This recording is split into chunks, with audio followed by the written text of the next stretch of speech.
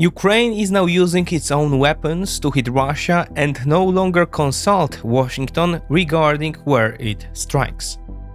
In recent days, said President Volodymyr Zelensky, underscoring two realities.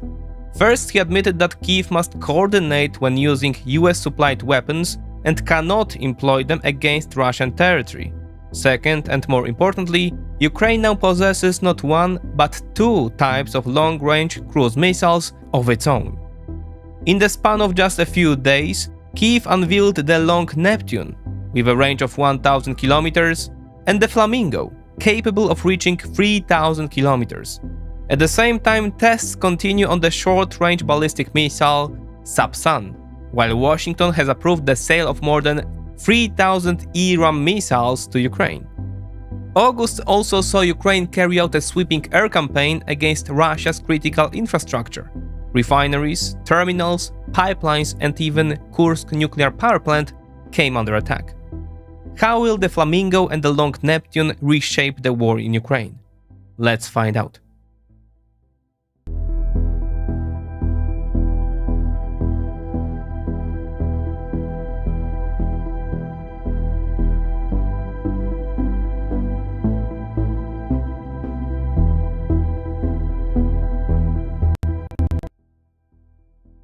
The war in Ukraine has made it clear how fragile the global order really is. Sanctions on Russia, gas cutoffs, and disrupted grain supplies have triggered shockwaves across Europe and beyond. In times like these, it is not enough just to follow the news. You need tools that let you turn knowledge into action. That is why I use XTB, the investment app and one-stop shop in your pocket that connects you directly to global markets. With XTB, you can trade thousands of stocks and ETFs commission-free up to 100,000 euros in monthly turnover. Believe Europe will double down on defense? Expect American LNG to dominate as Russian gas disappears? Or maybe you see an opportunity in Ukraine's agricultural exports when they return to scale? Every global trend can become an investment idea. Check out XTB in the description, and by doing so you support this channel. And remember, investing always involves risk. Among Kyiv's new arsenal, the most formidable may be the one with the most gentlest name: Flamingo. The FP5 Flamingo, as it is officially called, reportedly has a range of 3,000 kilometers. Its warhead can carry up to 1,150 kilograms, even 20 times more powerful than anything Ukraine previously possessed in long-range weaponry. The missile is 14 meters long, with a wingspan of 6 meters and an estimated margin of error of about 14 meters. It is believed to be based on a design by Millennium, first unveiled in Abu Dhabi in February this year. Millennium is a British Emirati conglomerate, headquartered in Abu Dhabi, that has been working closely with Ukraine. The missile itself is produced by the Ukrainian firm Firepoint, affiliated with Millennium. Each unit is estimated to cost around $500,000, roughly a third of the price of an American Tomahawk. But the Flamingo is not the only long-range missile Ukraine has recently rolled out. Long known to be in development, the long Neptune was officially unveiled as well. The original Neptune missile made headlines on April 14, 2022, when it sank the pride of the Russian Navy, the cruiser Moskva. At the time, it was a coastal defense missile with a range of about 300 kilometers. Since then, the Łódź Design Bureau has worked on an upgraded version, the Long Neptune, a glide missile with a range of 1,000 kilometers. It has already been used successfully, including in a strike on a refinery in Russia's Krasnodar region on March 14th. Ukraine is also developing its own short-range ballistic missile. The Sapsan underwent a successful test in June this year. It can carry a 480 kg payload and hit targets up to 300 km away, a major improvement over the Tochka, widely used in the early phase of the war, whose maximum range was just 120 kilometers. And that's not all. Following talks in August, Donald Trump approved the sale of 3,350 ERAM missiles to Ukraine. The $850 million package, mostly financed by Europe, is expected to arrive by mid-October. These are air-launched cruise missiles that can be deployed from fighter jets such as the F-16. With a range of 450 kilometers and a warhead weighing over 200 kilograms, they are relatively inexpensive, at about $250,000 apiece. But there is one major caveat. Their use will require authorization from Washington. Most likely they will be permitted only for strikes on Russian targets in occupied territories. And so driving the costs of war onto enemy territory remains a top priority for Ukraine's military leadership. For a long time, Kyiv could only do so on a limited scale, mainly with light drones. Later, a window of opportunity opened, along with a green light from President Joe Biden, for strikes on Russian targets using US-supplied missiles, including ATACMS. That decision, however, was reversed by Donald Trump in late spring this year. According to the Wall Street Journal, citing two anonymous Pentagon officials, a ban has been in place for months, prohibiting Ukraine from using long-range missiles to strike deep inside Russia. The Sapsan, long Neptune, and above all the Flamingo, however, remain outside Washington's jurisdiction, opening up entirely new possibilities for Kyiv.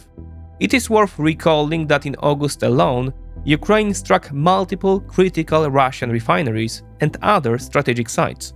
Over the course of 1 month, Kyiv hit 8 refineries, Novatek's Baltic gas terminal, the Kursk nuclear power plant, and the Druzhba pipeline. These attacks enraged not only the Kremlin, but also Viktor Orban's government in Hungary. According to Reuters, these strikes alone reduced Russia's refining capacity by 17%. The effect was immediate. In some of the country's most logistically sensitive regions, fuel shortages quickly began to bite. Now let's connect these dots. Russian refineries are vast, sprawling complexes. The facility in Ryazan, for example, covers 900 hectares or 2,200 acres. Up until now, most Ukrainian attacks had been carried out with light drones, which, even when successful, could at best spark a fire and knock out part of a plant for a few weeks, while remaining easy prey for Russian air defenses. By contrast, the mass deployment of the Flamingo and the long Neptune provides Kyiv, short of nuclear weapons, with arguably the most dangerous strike capability it has had since the beginning of the war. Production of the Flamingo is already underway, with output expected to reach as many as 200 missiles per month by October. All key components, including the propulsion system, are reportedly being manufactured in Ukraine. And so it is likely targets will not only be refineries, but also power plants, arms factories, strategic terminals, and even top-level command centers.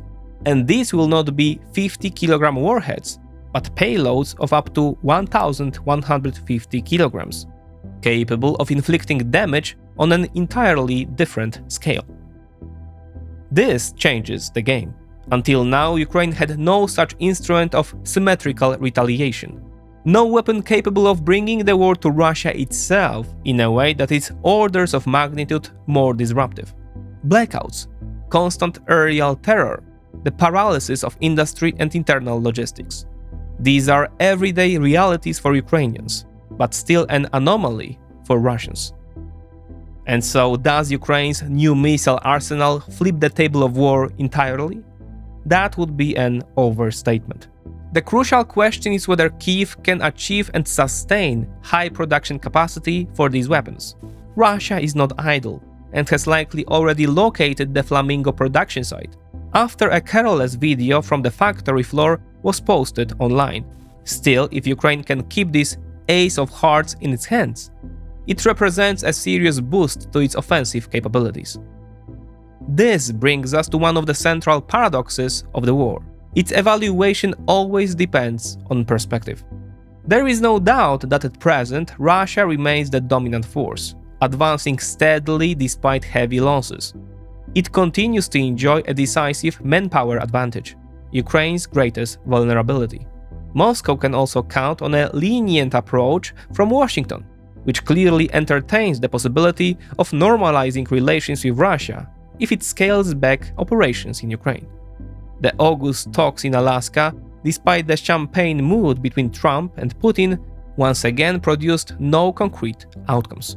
Taken together and compared with the Kremlin's dire straits in November 2022, after the Kharkiv and Kherson offensives, and a strong Western surge, today's situation amounts to a major success for Putin, keeping Russia firmly in the war and marking its return to the world stage.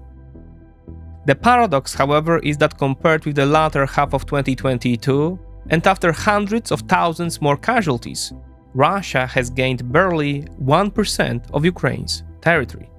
Altogether, the land it has seized amounts to just 0.7% of the Russian Federation's landmass. Putin has paid for this with 1 million killed and wounded, as well as economic decline. As we noted in our report on Russia's economy, while it has not collapsed outright, it is operating at an absolute limit. Ukraine, for its part, faces the same reality in terms of manpower. Both cannot sustain this indefinitely. And so what we are witnessing is a kind of tug of war. Both sides are betting that if the other snaps, it will collapse like a house of cards. That is why long-range, deadly strike capabilities could prove critically important. The Ukrainians understand this, and so do the Russians. The well-known Russian imperialist and nationalist Maxim Kalashnikov, host of Roy TV, recently wrote the following about the internal state of the Russian Federation. Quote, "Russia's economy has reached its breaking point with the ongoing war. Of course, Dugin and Medinsky can babble about being ready to fight for another 10 or 20 years, but that's pure nonsense. We don't have that much time. I also hear delusional talk about starting a war with Europe, about launching a new nuclear arms race and spending 90 trillion rubles on modernizing the arsenal. That is impossible. Our economy hasn't collapsed entirely yet, but it's already falling apart. The failed Blitzkrieg deprived the Russian Federation of 1.2 trillion US dollars, nearly 100 trillion rubles, needed for development, and the war continues to drain resources. Tens of trillions will be required just to repair the damage in the annexed regions. Soon we will face a hard question: how to finance the security services and the state apparatus at even pre-war levels, or how to avoid delays in paying pensions. The Russian Federation is heading toward turbulent political change. Economically, the situation resembles the USSR in 1985, on the eve of perestroika, and politically it resembles February 1917, when the Tsarist regime fell." Unquote. And so Moscow is slamming its foot on the gas, trying to tip the scales in its favor as quickly as possible. This is evident from military spending data. As Yanis Kluge reports, quote, "In the first half of 2025, Russian military spending was close to $300 billion, purchasing power parity. Usually, there is more military spending in the second half of the year. So Russian military spending of $600 billion PPP in 2025 is realistic." Unquote. Nominally, that amounts to more than $200 billion. So when even a Putin feted in Alaska like a Tsar does not shift his position by an inch, and Trump seems content to accept that, the continuation of the war looks inevitable. Ukraine's strategy rests increasingly on its own independent capabilities and Europe's financial support, best illustrated by the expansion of its drone complex and the rollout of the Flamingo and the long Neptune, vital additions to its long-range missile arsenal. The Kremlin too is pushing harder, steering the economy even further into wartime mode and seeking a breakthrough at the front through its manpower advantage. And so the tug-of-war drags on, with no end yet in sight to this deadly contest.